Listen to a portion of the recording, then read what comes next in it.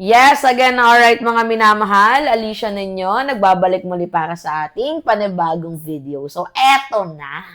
Humingi ata ng tulong itong si Sarah Pot.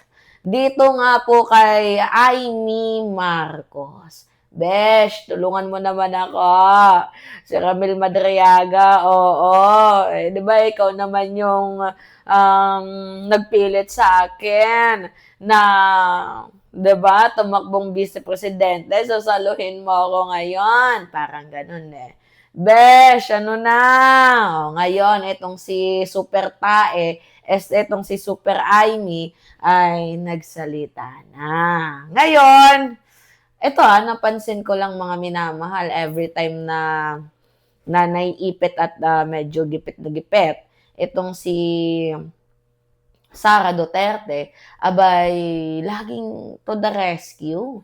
Ito nga pong si Amy Marcos. Bakit kaya? Pero hindi naman hinihingi yung kanyang opinion eh. Pero ba't nagsalita itong hindot na to? 'Di ba? Tsaka bakit siya apektado? Hindi ba dapat yung presidente yung apektado dito? Actually, mas kapani-paniwala pa yung statement ni Ramil Madriaga kaysa dito kay Amy. So, anyway, panoodin natin mga minamahal. Ang kasinungalingan mo ay may naghihintay na kwarto sa impyerno. Ako, May naghihintay na kwarto sa impyerno. Eh, di ba ang sabi ni Sara Duterte, if you want to drag me down, hindi, kahit pabagsakin nyo ako pa din yung presidente ng impyerno. Di ba? Ay, you can't drag me down. Kasi pagdating sa impyerno, ako pa din yung presidente doon. Di ba? Di ba? E di magkakasama sila ni Ramil Madriaga niyan. Diyos ko po naman, oo. bilang senador at kapatid ni Bonget, 10 ng mga tunay na nakakaalam ng pangyayari ay may moral na pananagutan na pabulaan at itama ang Pero may script ha.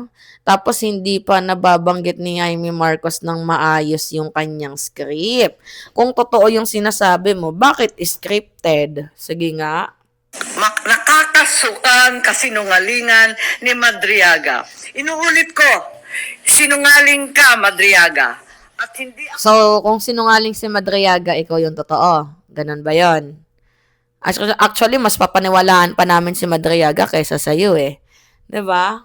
papayag na gamitin mo at ng mga kasamahan mo ang oras, ang espasyo, ang dignidad ng kahit na anong opisina o sangay ng gobyerno.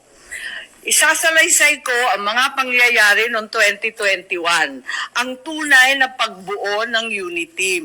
Maraming nagtatanong, maraming naghahaka-haka, higit sa lahat, may nagsisinungaling diyan sa Kongreso. So unang-una, no such thing as yung mga term, ano ba yan? Paghahati ng term, ano ba yun? Sinabi na meron daw alyansa and magte-term sharing. Nako, talaga naman kasinungalingan yan. Okay, na next slide na tayo. Ang unang pagtitipon at pag-uusap tungkol sa vice presidency noong May 29, 2 days before the birthday of our VP then. Nag-lunch date kami sa Primus Bistro sa Davao. Naalala ko pa kasi bago eh. Tapos, first time na nag-usap ng matagal-tagal. Kung hindi totoo yung term sharing, bakit parang gusto nang ipa-assassinate ni Baste Duterte si President Bongbong Marcos? Kung hindi totoo ang term sharing, bakit si Sara Duterte gustong patayin si PBBM? Sige nga, ipaliwanag mo yon, Super Tae, Amy Marcos. 'Di ba? Pinagtatakpan mo pa si Sara Duterte na parang tila baga ikaw ang apektado. Actually, you don't need to do a press con. Umattend ka sa hearing. 'Di ba? Imbes na maging senador ka, nagiging spokesperson ka ni Sara Duterte. Makapagsabi ka na hindi totoo si Ramil Madriaga, bakit ikaw honest ka ba? 'Di ba? Why so affected? Best actor yarn. Bongbong at si Inday Sara. Tapos nag-greet kami at syempre nagpahaging kami na kung maari si Bongbong na ang maging VP ni Inday Sara. Kasi alam naman natin, namamayagpag sa lahat ng survey, si VP noon, Mayor Inday siya, bilang presidential bet. Ika nga, walk-over sana.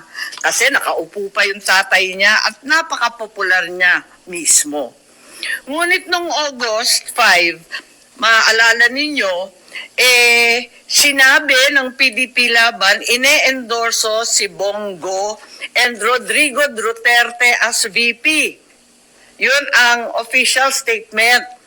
Pero ang walang siyang Madriaga na yan, ang sabi a few months before November 21, nakumbinsi ni Bongbong si PRRD na si Inday ang maging VP sa kanya.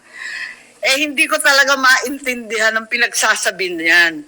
Maliwanag na ang PDP may sariling lakad, may sariling mga kandidato, hinding-hindi si Bongbong.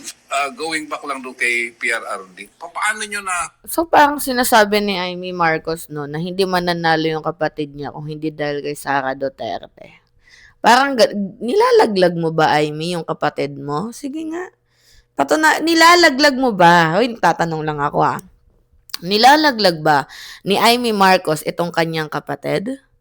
Kasi, 'di ba, ang sabi niya nga, napag-usapan na magiging VP si PBBM. And then eventually, sabi niya, nooy malakas itong si Sara Duterte. So, noon malakas si Sara, so ngayon hindi na siya malakas. Ganun ba? So, kung titingnan natin yung punto ni Amy Marcos, parang sinasabi niya na si Inday naman talaga dapat ang tatakbo.